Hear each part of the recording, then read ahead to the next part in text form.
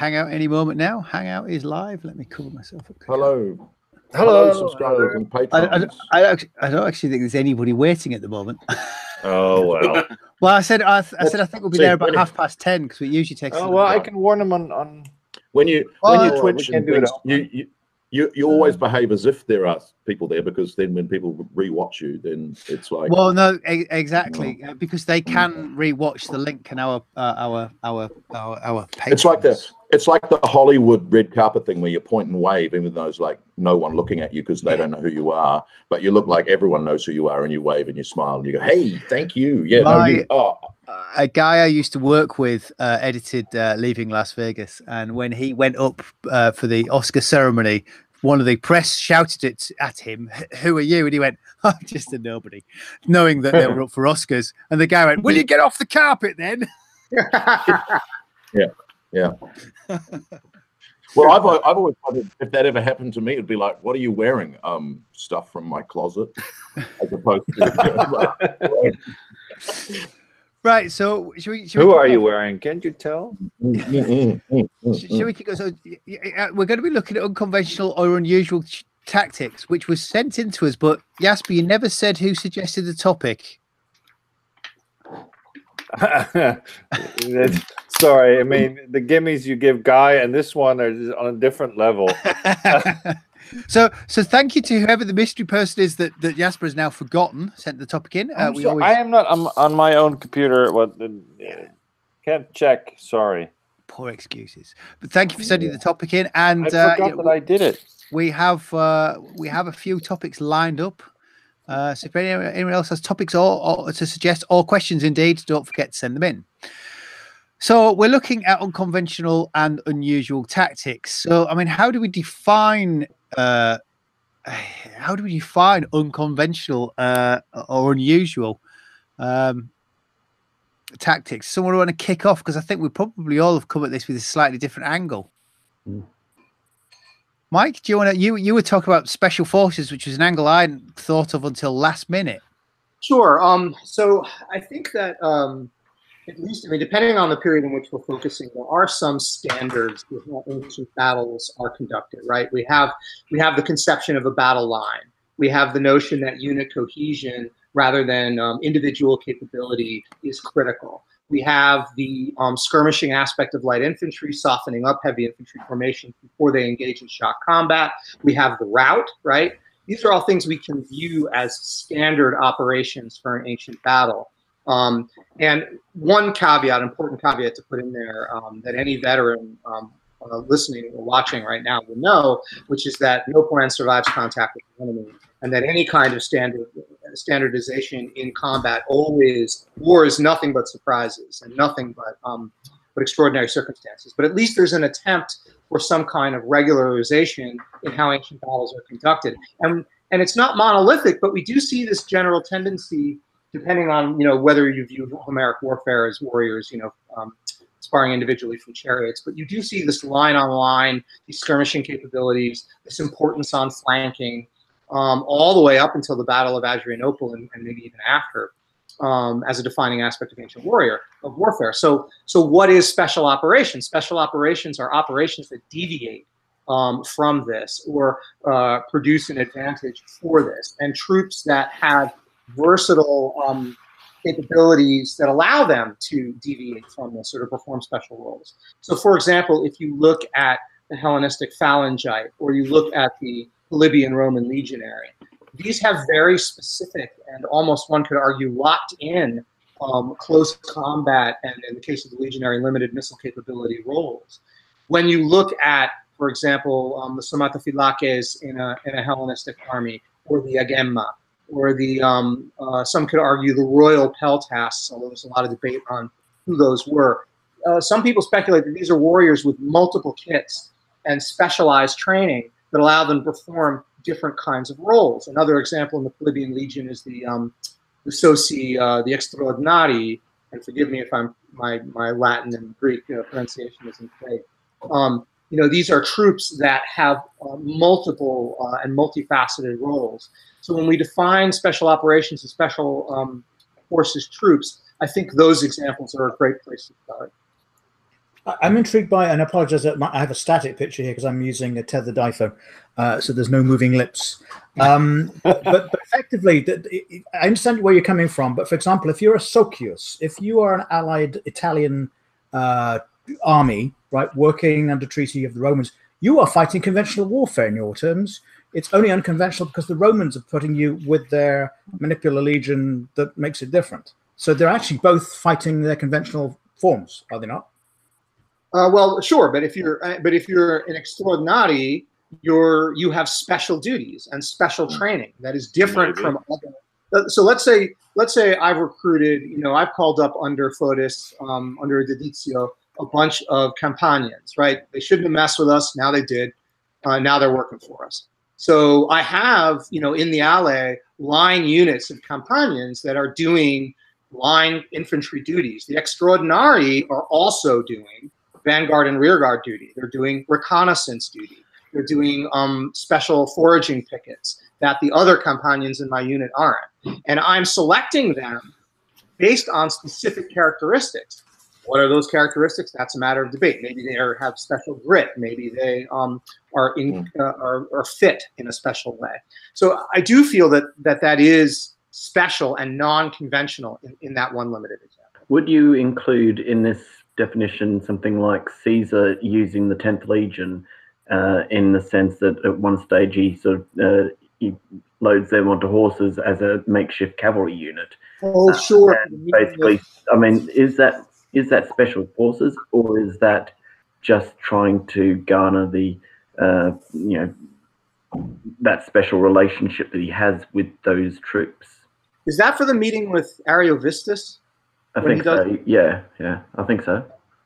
I mean, I don't know. That's a tough one because, like, on the one hand, these troops do not have specific training to be cavalry or to be disguised in this case. So it may fall into the category of no plan surviving contact with the enemy and having to innovate. And of course, we know that you've got the same thing where Xenophon's commanding at the retreat of the 10,000 and he calls upon the Rhodians, not because they are in his army as slingers, but because they're Rhodians and therefore they are all skilled with the sling staff.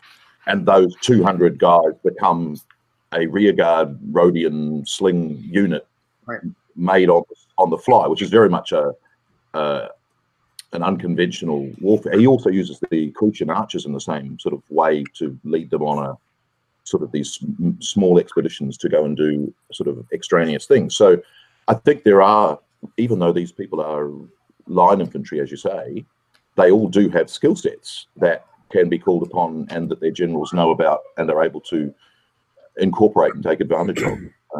So I think those are in many ways unconventional and special operations activities. But then again, the Roman legion building roads, it's like, well, they do these things and where they fall within their skill set of other activities, kind of as / unconventional and yet expected, therefore conventional. Well, I'm going to throw this in the mix then. So at some point, I think Mike had mentioned innovation. And you could argue that there's a point at which a set of circumstances defies the conventional way to work. And someone says, I got an idea, let's try this. And that becomes unconventional. And at some point, that becomes the augmented doctrine, or that becomes the replacement doctrine for the previous thing. So this unconventional now becomes the conventional, if that makes sense. Well, yeah, I mean, when you look at the stratagem literature, it's all about be expedient and do what works. And the 900 stratagems collected by Polyaenus and the 500 stratagems collected by Frontinus are all, expediency by the general in the moment. And there are 3 stratagems, one doing, I did this in this situation, and this person did the exact opposite. Both work, therefore find what works and make it happen, which is kind of a tenet of management. And so I think that the stratagem literature is very much about allowing and sort of giving permission to anyone who reads the book that there are enough examples and exemplar of unconventional tactics to make them conventional, in the sense that you do what works and you get done what you need, which is exactly what you were saying, Mark, about no plan survives contact with the enemy. Here's a question. If we look at it from a modern context, what does modern special forces mean, right? These are always elite, at least in the American military, but also in the British military units. They're always smaller than the units they exist to augment. And their whole reason for existence is that they are trained to perform special missions that the main army does not perform. And the question I'm asking myself now is, are there ancient corollaries to this kind of unit? Can any of you think of special forces that meet or are similar to those definitions in the ancient world? I think, again, we're always going to come back to that old chestnut of the sources don't tell us, like the Hemippoi, for instance. You know, the men who run with horses, are they a unit? Is it a tactic? Is it something that? But it's still on the. I mean, what Mike is getting at is, I think these are units that have tasks that take place outside the normal battlefield, and the Hemippoi are still very much on it. Maybe if you're looking at a special unit that's selected for a certain task, like creeping into a city and opening the gates for the main army. And I'm sure we can think of examples of that happening, but that's almost always that's a picked group and they're picked for whatever reason. Or even in a couple of situations, it's not even picked. It just happens to be coincidental that someone knew someone's girlfriend was the brother of the guy on the tower, and he started talking. Or even, I think, is it the siege of Halicarnassus, where two of Alexander's phalangites, just unnamed phalangites from one of the divisions, get drunk and have a bet that they could actually take the city, and that escalates into them storming the walls, which was basically bravado. And I bet I could do it, or I bet I could do it. When you're sort of reminded of Lieutenant Spears and Band of Brothers by, oh my gosh, you did what? Kind of, I ran across the battlefield and then ran back again. And I think that in that case, it looks special, but it's almost coincidental. But of course, they were trained to a certain degree. They were competent, they were armed, and they then did this thing off book that becomes anecdotal. But that idea we have, that modern idea we have of special forces, is quite modern. They are surely a late 20th century thing to take a very small unit and make them self-contained. I mean, I can't think of other than, of course, Sharp. Can you think of the Napoleonic version of the same thing? It's a modern thing. So to look for that in the ancient world might be problematic. Maybe Hippospis. Yeah, I think you can go backwards. People will say, well, you've got the Rangers in earlier warfare in North America. You've got other sort of units who were specialized. Even if you look at Viking warfare, what was the role of berserkers? What was all of that sort of thing? You can find smaller contingents who did special things. Well, we certainly have unit specialization. That's not a question, right? We know that, you brought out that great example of the Rhodians, but we know Agrianians, these are the guys who are javelineers. That's why we have them. And there's a lot of examples of using more lightly armed troops that don't need to fight in tightly packed formations. I keep thinking of Kenokephali, where Flamininus is sending the Aetolians up to scout, where Philip is sending Thracians and other allied Greek mercenaries. And it's pretty clear that they're sending them because they don't have the same weight of kit or the need to be in a big formation, so they can move quickly. They're better for scouting. So we definitely have unit specialization. We know we also have elite units, right? We know that the Chalcaspides are better than the Left Caspides in a Hellenistic phalanx. We know that the first cohort of a legion is better than other cohorts in the legion. Considered to be correct. Jasper? Well, then it's just a specific. The first depends on which cohort you're talking about. If that's an early imperial cohort, or anyway, I was going to say that the elite thing in the ancient world it's also related to the particular status of the people in it. They might be. Alexander's companions are elite, but it's also because they're just, they happen to be Macedonian warrior elite that grew up with him, and they all, they were probably better at being horsemen because that's all they had to do all day instead of worrying about, where their next meal was going to come from. So, but I think the later examples in the Hellenistic era, the Chalcospides and similar units, they're off. The references are often so thin that you don't know if that was just, they were equipped in a certain way, they looked a certain way, it was a reference to another famous unit, or are they actually specialists or elite or better trained, or are they just palace guards and got better money? Well, same thing with the Praetorian Guard in the Roman Empire. And even the Persian immortals. The Persian immortals are not marked out for anything they do differently. Just, they wear more jewelry, but they're described in the same terms as the other units of the Persian army, and the tallest and best members of the Persian army get recruited into the immortals, which is the whole Herodotean thing of, well, there are always 10,000 of them, because if any die, they get replaced by the tallest and best of those who are left, which is kind of, they don't do anything differently. They are marked out because of their, silver or gold, pomegranate or apple on their spear, but that's it. They're not, there's no different tactic. There's no different, that's a really tricky one. Can we say they had a greater impact? These more elite, specialized? Sometimes. Maybe, Mark already mentioned the silver shields.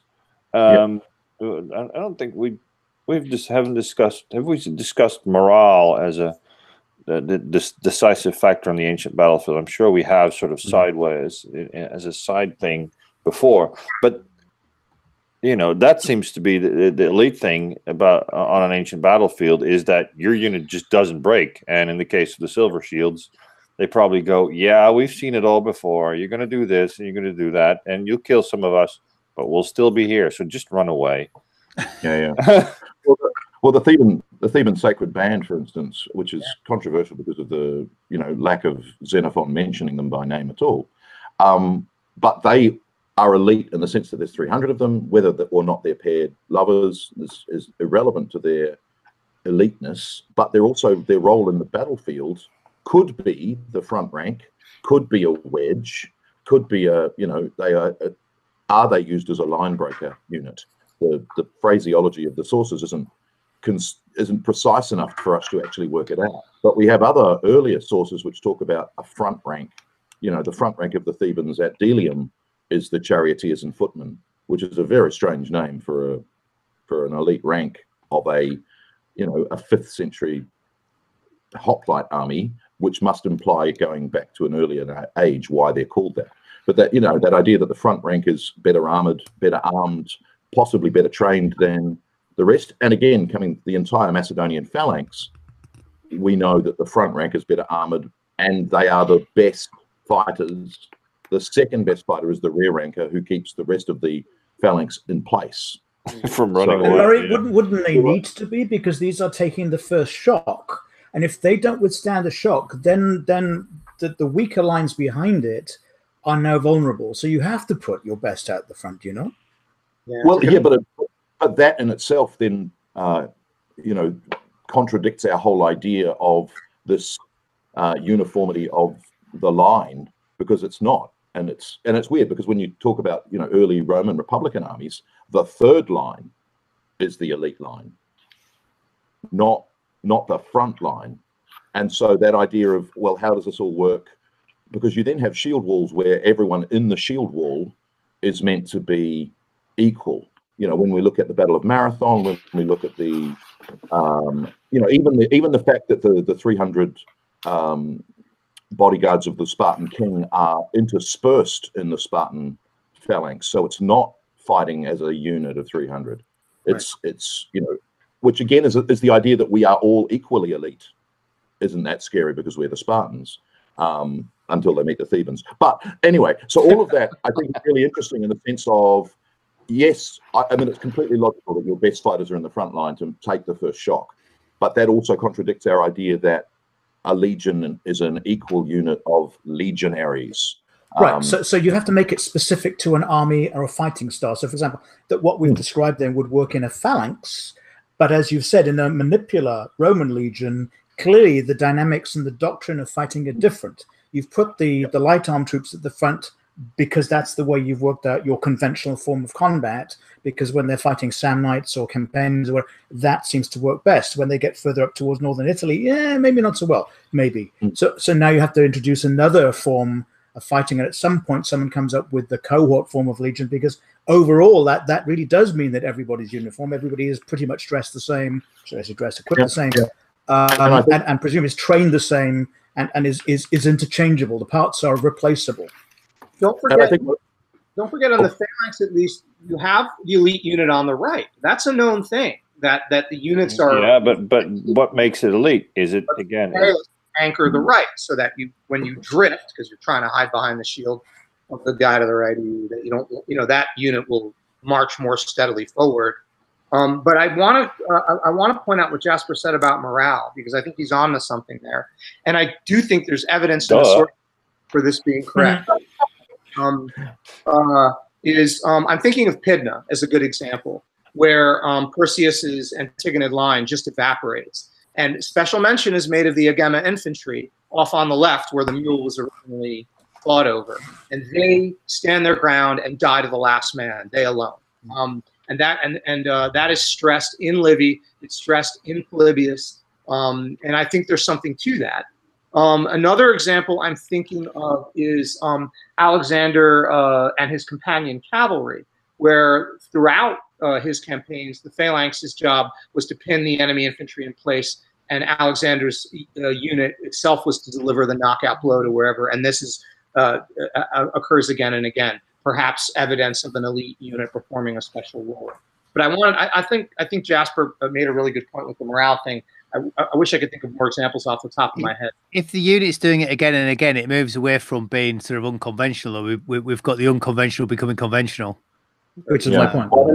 It's interesting with Alexander's tactics, because yes, the companion cavalry deliver the charge, but he always delivers it with the foot companions and with one unit of the phalanx, always the rightmost, and then the rest of the phalanx follows. So in a way, every single one of his battles is a echelon advance of the phalanx into attack.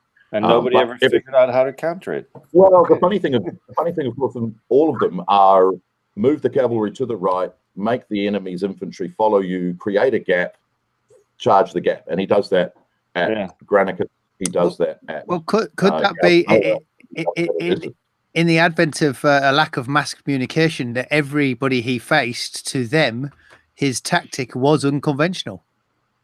Yeah. Well, you look at the Battle of Cannae. The fact that you were allowing the Roman legion to advance into your unit, therefore they were winning, and then you doubled envelopment. That was unconventional, but from a Roman perspective, they were winning the battle because they were moving forward. Yeah. So again, that I think you're right, Angus, that yes, it's an unconventional. My gosh, what are they doing? But I think the other thing that's interesting with Roman tactics, and Mike touched on it, that the flexibility and the adaptability of the Romans to make change to survive, and to recognize that change is necessary, and therefore to create, legions and units within legions that were flexible and able to modify their formation and other things on the battlefield, is unconventional and becomes conventional. Like the defense against elephants, which is first mentioned by Arrian for Alexander's tactics against the elephants and the chariots at Gaugamela, but it's again what is copied at the Battle of Zama by Scipio Africanus. So it's like, well, this is what you do when you're faced with this unconventional thing. And it's like, well, surely if that's what you, therefore it's conventional. The Battle of Asculum against Pyrrhus, they came up with those wagons, remember? Like, they just built these things. I never heard, no one even knows what they look like, but they're talking about they have like extensions to stick, the grapnels to stick torches in their eyes and drive them crazy, and like we don't really know what happened to them or whether or not they were effective in the battle, but that is a great example of innovation. The other great example is Polybius. I love this from Polybius. I get goosebumps. Is when he talks about the velites, and he talks about how why they're wearing the animal skins on their heads. and specifically calls out to draw the attention of their officers for their individual initiative, and draw attention to what they're doing. And and these are the poorest, youngest rankers in the army, and they're seeking to draw attention individually. And I see no parallel like that in any other ancient army, certainly not in the monarchical Hellenistic. Well, that though plays to the Roman virtues of virtus, though, doesn't it? I mean, the whole point is to show courage on the battlefield, and by doing that, you raise your status and stature in Roman society, and then you can go places. I approach the question of unconventional tactics much in the same sense of what we saw with Kanai, something that we haven't necessarily seen before. What happened? What kind of tactic was used for the first time, at least in the sense that it's mentioned in the history as being something novel. And springing immediately to mind was the use of the Corvus boarding bridge at the Battle of Mylae. The bridge was put at the forefront of the Roman ships, and it was dropped down on Carthaginian vessels. That was something that had not been done before. There would have been boarding bridges that you might have thrown over the sides, but nothing that could be pivoted around and actually stick into an enemy ship. So Mylae 260. Another example of a naval innovation was in 413 BC in Syracuse's Great Harbor. The Athenians were noted to have used dolphins. These were heavy metal objects, shape not really known, but it dropped down from beams that were extended over the gunwales of a ship onto enemy ships. When you consider that a Greek trireme was built out of fur, a heavy object dropped from a height would have just smashed right through, and the Athenians lost ships to this. It also came to mind there was on land that there was the Battle of the Jaxartes, 329 BC, in which Alexander was a defended river crossing. The Scythians were on the other side, and he needed to get over. He sent initially he wanted to actually make the Scythians stay so he could fight them and defeat them. He sent over a unit of cavalry, which before the rest of his army crossed, the Scythian horse archers swarmed around this first unit. But as they got focused on attacking this first unit, what happened was that Alexander had enough time to bring his infantry over, and this is something I think very novel. These horse archers ended up being surrounded by Alexander's infantry because they were so busy taking shots at the first horsemen that were sent over. And the final example, at the Battle of Pharsalus, it's noted that Caesar utilized a fourth line as opposed to the typical three lines. He had a fourth refused line to deal with Pompey's much larger cavalry corps, and this fourth line was probably screened from Pompey's cavalry so that when they came crashing in, they weren't ready to see this fourth line waiting there. And in the counterattack, they defeated Pompey's cavalry. Yeah, they were on the right flank. I was going to say that to your list of naval innovations, Marcus, my favorite general is Marcus Agrippa, as everybody knows, and he invented the collapsible turret for the battles of Mylae and Nalocus in 36 BC, and the idea being that you could mount it with artillery, and then when you didn't need them for long distance travel, you could collapse them, and presumably the drag on your ship was much less. I don't know, but there's clearly a tradition of innovating and coming up with just great new ideas that will fix and solve a problem. So whoever it was said, and it may have been you, Mark, about whatever needs to be done to be practical, it is clearly the byline in all of this. Nobody's a slave to doctrine if it's going to lose you the battle. I think the other thing that's interesting is that a lot of their sources don't report these. This was the first time ever. This was the first time ever. We do get those normally when the Spartans run away, even though it's like, well, they got defeated earlier. How is this the first time they ran away? When the Romans built ships. Yeah, well, exactly. But I think a lot of those tactics are just mentioned. One wonders whether they're mentioned because they're innovative.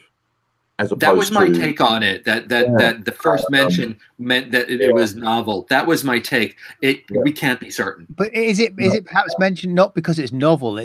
Could it be mentioned as how good our commander is to have thought of this? So it's how novel is this? Is our commander is doing something different rather than it might actually been a bit of a nothing in reality?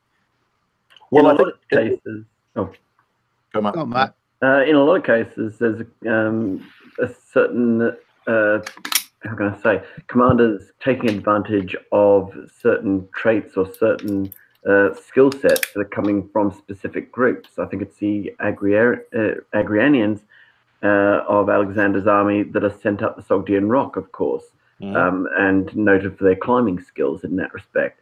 Same sort of idea is used when you've got the Roman invasion in 43. You've got the Bactrians, not Bactrians, what am I saying? Batavians being used as supposedly good swimmers to cross upstream and then make that, very much like the Jaxertes one that was just mentioned, make that attack downstream on the other side and divert attention so that the main forces can cross across. It's not necessarily innovative because supposedly these groups have got those skills already and may have used them in other circumstances, but it's actually that those skills are being brought into our attention for the first time in that major army. So, well, that was my point about their conventionality is not our conventionality, but the combination of those two things is what enables you to win the war. And that's really all that matters, isn't it? You've got to win the battle, you've got to win the war. Well, I think there's also a fact of unconventionality as a propaganda weapon. You know, Archimedes mirrors that are going to burn the sails on the ships at Syracuse. That come down walls. Yeah. All of them. They're all scary. Like, there's been some cricket on recently, and it's Shane Warne talking about when he was, terrorizing teams around the world by inventing new deliveries, most of which were lies. Yeah. He just said that he invented a new delivery to scare them. That was the idea that actually came into my mind when I saw this topic originally. It sort of came into mind of the propaganda aspect of somebody like Marius saying, I've got this sorceress Martha with me who's going to tell the future and allow me to, it's Sartorius coming up and saying, I've got this white stag sitting next to me whispering in my ear all the time. Numa Pompilius goes, same thing. Those occur, but even and I think again, coming back to the issue about when it's mentioned, is it unconventional? The stratagem and anecdote literature, of course, simply locks in on the moment that is the whether it be conventional or unconventional, and some of them are logical and some of them aren't. Like Alexander telling his men not to have beards because it didn't give the enemy a handhold. Shocking! And the beard goes out of trend until the 2nd century AD. Weirdly, and then, but also in terms of the propaganda aspect, if you look at the De Rebus Bellicus, some point 483, we think, around there, you've got this. We should have side chariots. Here's a weird, paddle boat that can be powered by oxen. Here's a giant bow that can fire over the Danube because that'll scare them. These are, and a lot of people look at them, they're just silly inventions. But I think the pamphlet idea of here's some amazing, unconventional things you can build has a propaganda aspect to it. Does it reinforce cultural hegemony? One of my throwaway phrases that I wrote down earlier I thought sounded particularly clever. But you understand what I mean? If one group has it and the other group doesn't, and you're writing it down, it may perhaps brings people together or raises your group, tribe, however you want to call it. I see where you're going with it. I see where you're going with it. I was going to throw in then to support your position. So, for example, in the Wars of Augustus, what's very interesting is every time they conquer a place, for example, Rhaetia, Vintelicum, Noricum, and places like that, very quickly you see a cohort of an ally or multiples of those troops are recruited into the Roman army, and they serve who knows how many years because we don't know. But the point is, this is part of his policy. Part of the pacification of a nation, a natio, is to bring their difference, if you want to use Borg terminology, the uniqueness into your own army, and you move them somewhere else. So you do two things: they don't represent a threat to you anymore, but you actually utilize what they're very good at. So I think in the case of Augustus, yes, that hegemonistic approach might be arguably part of pacification. Well, that's why I did sort of wonder if there's always apocryphal or some sort of other hidden meaning without that. Some of these fanciful, possibly fanciful sounding stories, I should say, because you never quite know how much is behind them. Are they used? Are they being tools to? Yeah, it's tricky. I think again we've got the problem of sources, but like we also identify unconventional. We identify unconventional at the moment we discover them. Where for instance, the fortification of Dekalaya by the Spartans in 413, first time they actually establish a base in Attica, within the cited walls of Athens, and therefore, what until that time has been a yearly invasion and the destruction of crops by the Spartans can now be permanent, and that's therefore more of a siege than previously. And one of the things that always struck me, these elite Spartan hoplites, the greatest hoplites in the Greek world, burning olive trees and cutting down corn. But and that's enough, Mark. That's enough. And the idea that, for instance, at the Battle of Delium, where Pagondas has a reserve that comes up and is able to defeat the Athenians after they think they've won. That is the first time there's a reserve. This is the first time this happens. This is the first time this happens. And the way that the sources write about them isn't, this is the first time this happened. It's, oh, this happened. And we go, that's the first time it's ever happened. Therefore, it's innovative. Right. But no one in the sources goes, oh my gosh, it's the first time this has ever happened. We've been innovated. They've innovated on us. First time run. First time it appears in the sources is what you're saying. It's the first time the reaction is some lacunae somewhere. But is there ever a second time? And one of our patrons asks, were they ever copied? I mean, did they ever get mentioned again? Is it they said that's it? Once it's been invented, written about, does anyone ever mention again an unconventional tactic used for a second, third, fourth time? Or I would say both, all the time and never. When Sertorius, very helpful, has the white doe that he talks to, he's not saying just like. Whereas again, when we troll through the sources, we can see the emulation and the copying of previous tactics, previous strategies, previous moments of propaganda. The number of commanders who say the inspiring word. It's like, is that just something commanders do? Whereas the hypomnemata in the Hellenistic world of collecting the pithy sayings of commanders, and therefore commanders know they have to say pithy things. So, for example, in the I guess it would be technically the second or third Jewish war, 132, 136, Bar Kokhba's troops are fighting a almost a Vietnamese style war where they're coming out from the ground from caves, but they used that in the first Great War. So they were, in fact, copying a previous successful conventional tactic, if you like. What's surprising is it seems to have got the Romans by surprise, because they'd fought the war in the 60s, 70s, and seemingly forgot about it when it came to the 130s. Yeah. But the Jews remembered. Yeah, it's tricky. I think the thing is, like with, can't remember which tyrant it is, chopping the heads off the poppies. It's in Herodotus. Anyway, as opposed to Iphicrates taking the head off a snake. They're the same. This is how you do it. We have plenty of examples of tech transfer and tactical transfer. I mean, it's literally endless. We have the elephants at Heraclea eating the Romans' lunch. Then we have the Romans using those same elephants at Kenokephali. We have the adoption of the Montefortino helmet, the development of the iron banding and the sputum as a response to the Celts. We have the Romans wearing torques. We have the Karadakes in the Persian army imitating hoplites. We have the imitation legionaries in the Seleucid army. I know that some people debate whether or not those existed. I believe they did. Debate everything. That's okay. There's a lot of examples. There's sort of endless examples, by the way, of both technological and tactical transfer between cultures and armies that are meeting one another. I think that's about as close to a ground truth as we can get. And just because this has come up twice, and you're talking about well, I was going to throw in war pigs. It came up twice. Bronwyn and Cosmo suggested questions regarding war pigs and flaming pigs. Could they be seen as something that's been taken from somewhere else? Cosmo asks, did the Romans get the idea from Alexander the Great? I think nobody. I've got Hannibal tying burning branches to the heads of cattle and stampeding them. We've got that.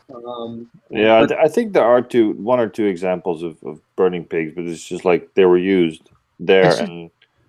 some decades later, I think. It's such a I find it such a slightly bizarre idea. What I also hadn't realised, having not really been played Rome Total War, that you got flaming pigs in Rome Total War. Yeah, and they're an elite unit that can destroy the enemy, which that's probably the biggest issue. I think someone made the point that they were dropped from the sequel because there was a bit of upset about how elite. It was a bit much. Elite pigs. The enemy would flee from the flaming pigs as opposed to exclaim bacon. But, I just don't see people. And when I think of it from a practical standpoint, I just don't see how that could be combat effective. That was supposed to be an anti-elephant tactic, I think. Having a handful of mice. I was just thinking about what actually Lindsay and Mike were saying. There's tech transfer, and then there's, which is maybe easier to do because it's very practical. You go, somebody has a better helmet. Hey, this works. Copy, weapon, that type of thing. A tactic, and we kind of come back to how do generals learn their trade? They learn it from reading a book that somebody wrote about how do generals behave. But if there's not been, perhaps, of course, there are books because some of them survive about the Jewish revolt of 66 to 70. But if that's not included in a how to be a general book, then maybe the 2nd century Roman generals didn't know. I mean, there's no, to go back to modern armies, they have an operation and then they analyze it and they go, what lessons can we learn and what do we have to try and make sure that the next time you go into that situation, people know this might happen because the terrain allows for that. There's no, we don't know if there's any such process like that in the ancient world. And I think you're right. I think the only thing that we know with reasonable certainty is that, for example, certainly under Augustus and later, the military commander had to file a war report, and the war report was typically read to the Senate. And what was interesting is that Marcus Agrippa set a precedent by not sending it to the Senate. He sent it to Augustus, and therefore, from that point on, the Senate was basically cut out of the discussion. It was told what Augustus or his successors decided was worthy to be heard. And we also know before that commanders wrote biographies of themselves. So they had the opportunity to put their particular gloss on achievements. And, we know that Marius and Sulla wrote these biographies. Yeah, but they might not, be encouraged to write. I didn't think that there were going to be lots of caves in the ground, and I walked through this valley, and my army was swamped. I think the interesting thing about surviving literature is that most of it doesn't distill a lesson. The stratagem collections don't distill what you should learn. I think if there's any distillation, it's react to whatever happens and be expedient. The article we had about Frontinus a couple of issues ago was that looked at how is it put together, the book put together, and what does that sort of, if you read the whole thing from A to Z, what does that tell you if you're trying to become a general? And it basically said, as you said, all war is chaos, and here is how lots of generals have handled lots of situations. Remember them all, and maybe you can pick the right one when it comes down to it, and it might work. Aeneas Tacticus, meanwhile, in the 460s, is writing, in the case of being besieged, do these things. So it's very much, in this case, do that. In this case, do that. Make sure you do that. Make sure you do that, which is very much a checklist. And then by the Byzantine period, Maurice and Leo and things, they also have a do this, do this, do this, do this. Whereas some of the other ones in the middle, the 1,000 years in between those, you've got anecdotal evidence, you've got very theoretical works of this is how you should organize a legion, this is how you should organize a phalanx, Roman general, when you fight like Alexander, because you're fighting the Parthians. And we often, modern historians, not this person in particular, dismiss those as being impractical, and yet they survive as a practical genre, which is like, well, what lesson were they teaching? Why does Aelian tell Trajan about how to, draw up his elephants? What possible reason is there for that? At what point, if you're writing, telling people how to do things, they again fall out of use of being unconventional or unusual if it's written down? Can you write down an unconventional or an unusual tactic? Ooh. So as soon as it's written down, it's conventional. And, okay. Well, anyone can That's read really it, so it surely could be Well, I mean, anyone. Yeah, but I think that this goes back to Max Richard. I think it's the novel way, or the first time it's used in a different set of circumstances, that makes it unconventional. I mean, if I keep coming to Roman examples, but if their idea is to bring you to an open plain and you fight the same battle over and over, you've designed your doctrine and your equipment to win ultimately by applying those things super efficiently and ruthlessly. But when the Germans attack you on the march, oops, everything is upended and it doesn't work so well. And of course, the Germans realize this and play the game over and over and over.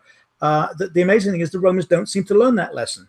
That's what Marius is so arguing against, isn't it? Because Marius comes out and goes against the Senate and says, you're all generals reading from books all the time. I've been there. I've done it. I've been in the concilia of previous generals, hearing about their experiences, their learning and their development of different tactics. So therefore, I'm on the ball. You're behind the game. But then read about it in my biography. Yeah. Well, quite, and I think this is where I just wonder again. We come back to how did ancients read books? And for what I understand, practically they were read out loud, and it's almost the case they were then encouraging discussion. So you might read them with friends, and then you'd have a discussion. What does this mean, and how would we use this? And that this kind of form of learning is very strange to us. I think it's also that's weird not how we do it. I don't see Roman authors or Greek authors winking at us with special knowledge. When we write, when I write this, clearly I mean something different. And yet we do have that in a way. The Spartans, for instance, on campaign would G themselves up for battles, and according to the tradition, Leonidas did it before Thermopylae and on campaign by reading out Tyrtaeus. And so this idea that you read out lyric Greek poetry about standing in line and not retreating and facing the shafts of war,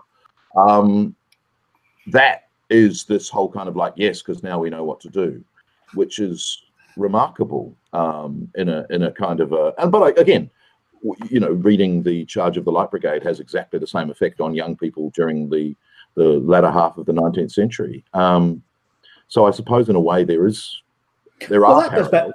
That goes back to the point about morale, though, doesn't it? I mean, what you're trying to do in the darkest hour, someone comes up with a form of words which grabs people's imagination and makes them go, you know what, we can do this. And by the way, I don't know if it'll interest you, but that tradition that you just described, Murray, it just, for me, we watched American Sniper, we watched Lone Survivor, we watched Black Hawk Down, and in all of those examples, we watched them with that express. See these guys that are not quitting. See these guys that are taking rounds and staying in the fight. So that tradition, it actually kind of gives me goosebumps thinking that tradition goes back all the way to the I think, I mean, you look at, is it Jarhead where they've got the scene where they're watching Apocalypse Now? Yeah.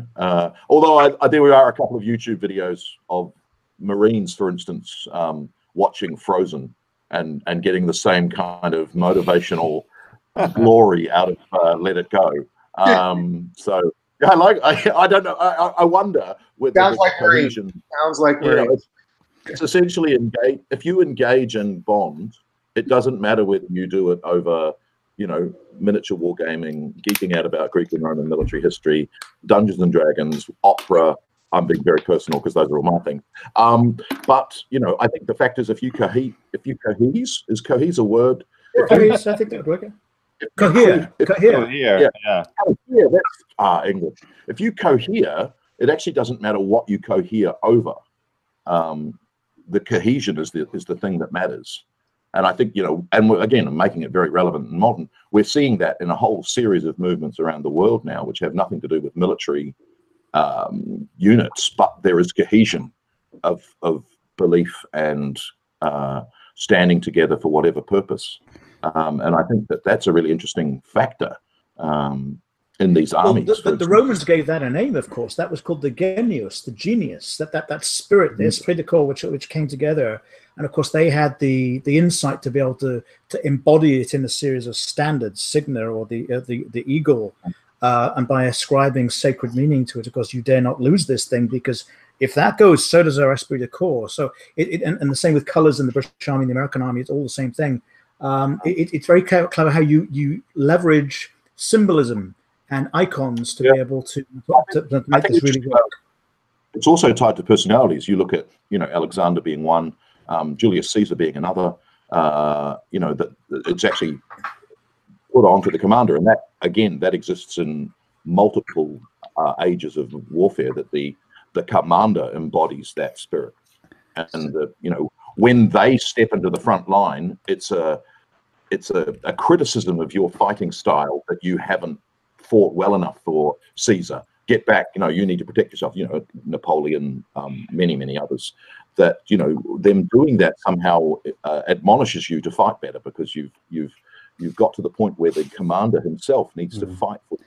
But Alexander, of course, is the opposite, because Alexander must be in the front line. He must lead the charge, and you therefore follow Alexander, and you follow his example, and you keep him safe. Whereas endangering a Julius Caesar or a Sulla or someone, it's the same but different because of the position. So we might have missed what possibly is the best unconventional or unusual tactic, which has been suggested by one of our patrons watching live, the Trojan horse. I don't want to insult our patron, but there's some questions around that. I know, but what a tactic, we I do love that, though, as a great example to counter Victor Davis Hanson's execrable argument that the Western way of war is manly, close combat that does not involve treachery or perfidy. And I say the first example of truly great, Western victory is a cheat with this.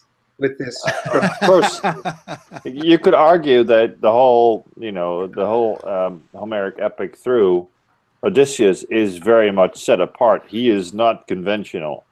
He doesn't. Can I pick up on a thing that you've just said there, Mike? So, unconventional, unusual warfare, is that cheating? Is that about cheating to win? Maybe if you're Victor Davis Hanson, but I think in the end, people in warfare are more concerned with victory than they are concerned with the means to get to victory. And I think that we have a lot of ideas of honor, and we have a lot of ideas of conventions of war, but those more often than not crumble in the face of the expediency of reality. I would certainly never call it a cheat, and I think that most ancient commanders would find a way to justify it later. There's just so many examples, endless examples of perfidy being the real thing that brings it over the top in the ancient world. If I could bring up an example from the late Bronze Age too, that from the question of what brought about the fall of the Bronze Age empires, with the exception of Egypt, roughly around 1200 BC. All of these empires were ruled by military aristocracies riding chariots, and they dominated the battlefield for centuries. And then it seems that these empires fell to pieces. The sea peoples came in and either overwhelmed or turned back with only the greatest of difficulties. There's a theory that what brought about the end of the Bronze Age and the fall of these empires were the defeat of these chariot aristocrats. And what defeated them? The chariot aristocrats, the warriors, would have chariot runners coming along with them, infantrymen, who would take on various duties on the battlefield, dispatching downed opponents and things like that. And at some point in time, these chariot runners realized that they had a tactical advantage over the chariot warriors, and that was what actually brought down these militaries. That is, the infantry discovered that they were superior at some point. Or per Eric Klein at 1177 BC, it could be climactic and natural catastrophes. Or the Egyptian 1953 iron, which defeated all the bronze weapons. Or aliens. Yeah. Well, I was just thinking, going back to Trojan War, even at the Battle of Kadesh, were the Hittite false prisoners who said that the Hittite army was miles away when in fact it was just around the corner. Was that a tactic? Were they spies sent to, is that unconventional warfare? Not the way that it's reported in the stele, but it certainly reads that way. Well, it isn't misinformation and subterfuge. They're all legitimate tools of warfare. I mean, in our own century, or last century, of course, Winston Churchill had a whole bunch of people whose mission was to do these clever things and come up with. Then we still class that as unconventional warfare. Even now, that would be, when it's sort of conventional, we would still call it unconventional warfare. I don't know, but we wouldn't consider it a cheat, though, would we? We would actually think it's fair game to win the war. There's a doctrinal definition. Look, I haven't been an officer for about 3 years now, but there is a doctrinal definition of what we call D&D, denial and deception, and that's you go to school for it. That's a thing you train under. You do. I don't know that it's necessarily. I don't know if it's called unconventional or special operations, but it's like a codified doctrinal thing. I think it all comes back to. Then comes with, for example, whether that would have been something that would have been recognized as something that special that you would teach people in an ancient world situation. We do now because we've got the benefit of all those years. The thing, of course, that you get across is that it's all down to the will of the gods. So the fact is that whether conventional or unconventional wins is down to their gods. Look at poor old I've forgotten the name. Trojan horse. Don't trust it. Don't trust it. Yeah, but no one's going to trust you. Poor old Cassandra. It's whether unconventional wins is in the hands of fate, which doesn't mean you shouldn't try it. There you go. I was just trying to round everything up. And it's perfect. Put a bow in it. Done. Yeah. Shall we call that a day then? Well, I think that was a great ending. That was a great ending. Yes, excellent. So, the Deus Ex Machina. Yeah. Yes, but you're going to tell us what we're talking about next time. Yeah, Hellenistic naval warfare.